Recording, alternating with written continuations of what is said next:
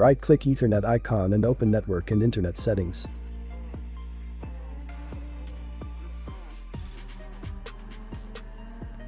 Click Change Adapter Options.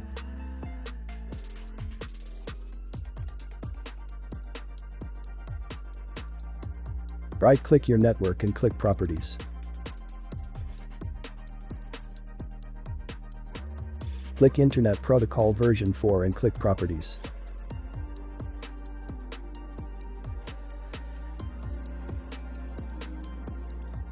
Click Use the following DNS server addresses.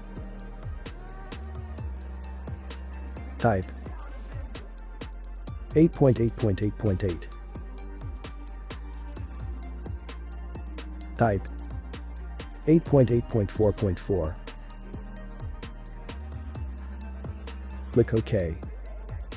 Click Close.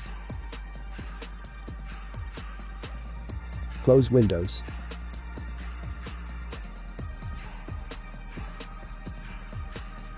And restart your PC.